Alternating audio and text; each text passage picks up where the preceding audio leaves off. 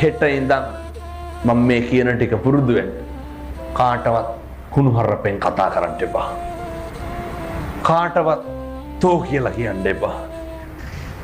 කෙනෙකුගේ හිතක් රිදෙනවා නම් ඇත්තක්වත් කියන්න එපා. පැහැදිලිද? සමහරව කියනවා නේද ඔය ඒකට නම් කියන්නේ මෝඩකම කියලා. මම බෙල්ල ගහලා ගියත් කියන්න තියෙන දේ කියනවා කියලා. ඒක හපංකමක්ද? එහෙම කියන්නේ බෙල්ල ගහලා ගිහිල්ලා මිනිස්සෙකුගේ කියපු එකෙන් වැඩක් තියනවද? වැඩක් නැහැ. හිතක් රිදෙනවා නම් කෙනෙකුගේ දෙපාරක් හිතන්න. ඇයි මෙහෙම කියන්න හේතුව? මරණ මංචකේ එළවයි මෙලවයි දෝලණය වෙනකොට මොකක්ද මතක් වෙන්න ඕන?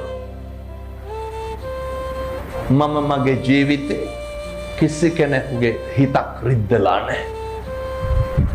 මම කාටවත් තෝ කියලා කතා කරලා නැහැ. ඔක ගෙදරින් පටන් ගන්න නැතුව කියමු බලන්න කොහෙන්ද පටන් ගන්න? දරුවෙකුටවත් තෝ කියලා කතා කරන්න එපා. හරි මෛත්‍රියෙන් වැඩ කරන්න.